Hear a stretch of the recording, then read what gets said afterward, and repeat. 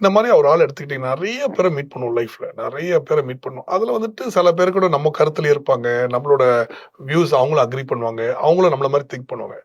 இதுல பாத்தீங்கன்னா இன்னொரு 30-40% பீப்புள் பாத்தீங்கன்னா அவங்க வந்து வேற வியூஸ்ல இருப்பாங்க, நம்மள மீட் பண்ண மாட்டாங்க, நம்மளோட வியூஸ்க்கு வந்து கனெக்ட் ஆக மாட்டாங்க. ஆனா இதுல வந்துட்டு நம்ம வியூஸை கனெக்ட் பண்றவங்க நல்லவங்க, மத்தவங்கள கெட்டவங்கன்னு நினைக்கிறது ஒரு பெரிய ஃபூலிஷ்னஸ் ஆக்சுவலா.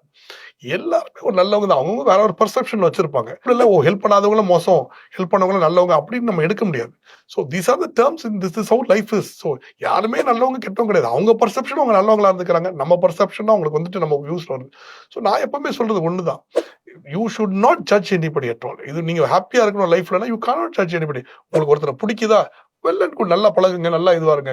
பிடிக்கலையே ஒதுங்கி போயிடணும், அவ்வளவுதான். அவங்கள போய் பார்த்துட்டு அவங்க இது சரியில்லை அது சரியில்லை சொல்லிட்டு நம்ம டைம் வேஸ்ட் பண்றது இதெல்லாமே.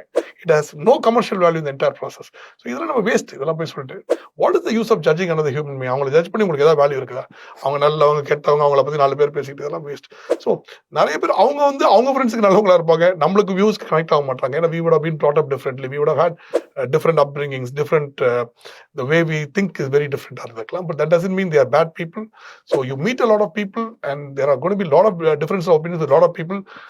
Do not judge them based on these difference of opinions, only on based on merit. The world's gonna know your name.